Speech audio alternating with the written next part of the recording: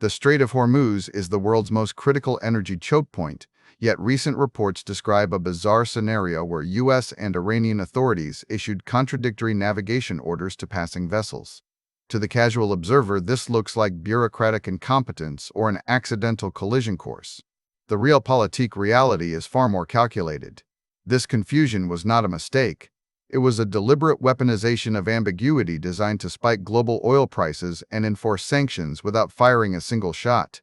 To understand why two major powers would seemingly order ships into each other's paths, we must look past the surface noise of conflicting instructions and examine the strategic incentives driving both Washington and Tehran in early 2026. The conflict did not begin with missiles striking ports. It began with a fundamental shift in how states wage war when direct confrontation is too costly. This was an era where uncertainty became the primary weapon, forcing global markets to react before any kinetic exchange occurred.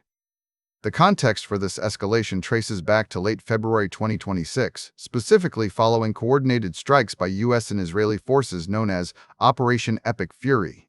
On March 10, Secretary of Defense Pete Hegseth outlined three specific objectives: the destruction of missile infrastructure at nuclear sites, a demonstration of resolve through leadership targeting, and an attempt to force regime change or total collapse of the Islamic Republic's command structure. These strikes were aggressive, aiming to dismantle Iran's capacity for regional coercion in one decisive blow. However, they also crossed a threshold that made direct naval warfare between superpowers too risky for either side to initiate openly without triggering a spiraling escalation toward total war. In response, Tehran shifted from conventional military engagement to hybrid warfare tactics designed to maximize leverage while minimizing the risk of regime destruction. By February 28, following intense strikes on nuclear facilities and leadership targets, Iran effectively closed the Strait of Hormuz for days, halting 1/5 of global oil trade. This was not a blockade in the traditional sense, it was an economic squeeze applied through strategic ambiguity. The conflicting navigation orders issued to vessel owners were the signal that direct military confrontation had been replaced by gray zone coercion. Quick resource note: I keep a curated set of Amazon search links in the description for books, gear, and tools relevant to this channel's topics. Some are affiliate links, so I may earn a commission at no extra cost to you. Please consider supporting the channel by using those links if you find something useful. This shift in strategy relies on understanding the incentive structure governing state behavior during high-stakes crises.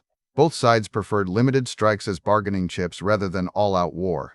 The United States aimed to deny nuclear capabilities and degrade missile stockpiles, but it also sought to avoid a prolonged ground conflict or a direct clash with Iranian naval assets that could drag in other regional powers.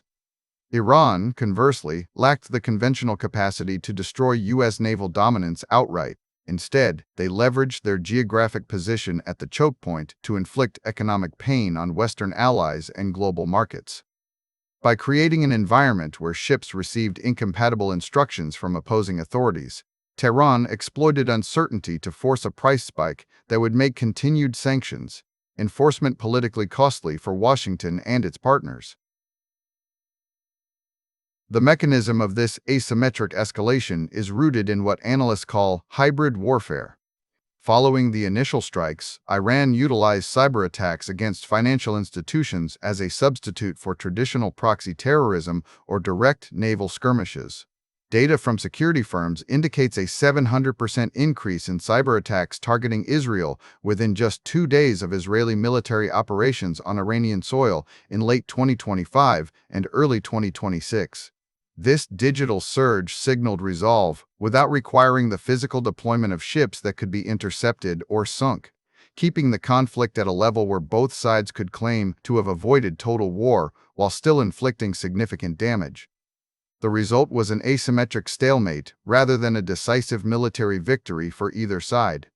The strait remained closed long enough for air hubs in Dubai and Abu Dhabi to face strikes, causing global markets to react violently to the ambiguity of naval movements. This dynamic allowed Iran to achieve its political goal, forcing the global market into panic mode and raising the cost of sanction enforcement. It also demonstrated that destroying physical assets like missile launchers is achievable with bombs alone, but without accompanying economic coercion or regime change through uncertainty. Such actions often yield only temporary results in a strategic sense.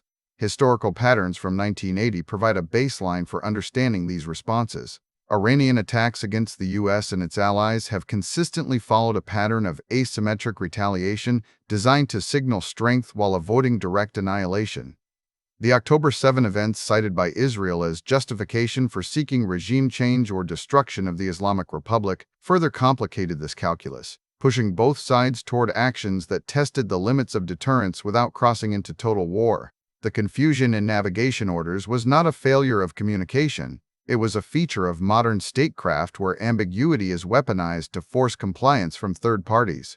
When shipowners received contradictory instructions on the safest route across the strait, they were forced to make decisions based on incomplete or conflicting data. This created immediate market panic as insurance rates spiked and oil futures tumbled, achieving what kinetic strikes could not: a direct hit on the economic interests of nations supporting U.S. policy without firing a single missile at their territories. A conditional 2-week ceasefire was eventually announced following an intensive campaign of coordinated strikes, yet the ambiguity in navigation orders created a new form of escalation that persisted beyond the initial hostilities. This period highlighted how modern conflicts are increasingly fought in the gray zone, where a confused shipping lane or a cyber attack on a port can be more effective and less risky than dropping bombs. It shifts the narrative from asking who made a mistake to understanding how uncertainty becomes a weapon of statecraft used by states with asymmetric capabilities against superior conventional forces. This explains why behavior that appears irrational or chaotic often makes perfect strategic sense when viewed through the lens of incentives rather than morality. For curious viewers following world events, this reveals that modern geopolitical conflict is increasingly fought in the gray zone, where a confused shipping lane or a cyber attack on a port can be more effective and less risky than dropping bombs. It shifts the narrative from who made a mistake to how uncertainty becomes a weapon of statecraft used by states with asymmetric capabilities against superior conventional forces, proving that sometimes the most dangerous thing a nation can do is create confusion rather than fire a shot. Thanks for watching all the way to the end. I am a one-person team working hard to make each video better than the last. Subscribe if you found value. It is the best way to show support. Drop a comment with your biggest takeaway. See you in the next video.